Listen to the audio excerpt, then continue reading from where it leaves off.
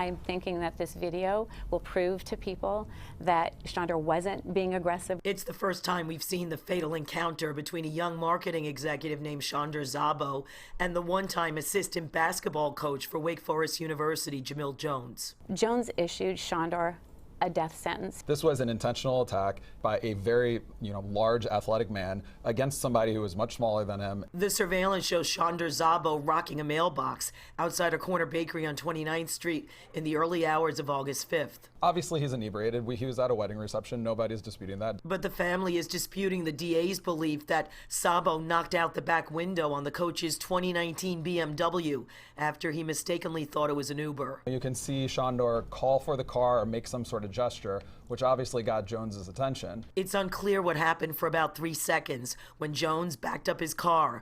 The taillights obscure Szabo until he returns to the corner. Watch when Mr. Jones gets out of the car. He doesn't get out to have a conversation or even to, shout at Chandra.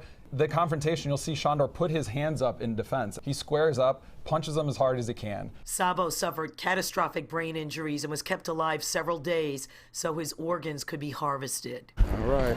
Jones left the scene but then turned himself in 4 days later, bringing a photo of a back window busted out on a white BMW. It is incredibly difficult to break a rear window of a car with your bare hand. And his hands would have had some marks on him. They were right out of the gate charging this as a misdemeanor. The family is pushing for a charge of criminally negligent homicide. Their attorneys say Queens prosecutors have been citing a case where a one-punch homicide conviction was overturned on appeal as a reason for not going that route.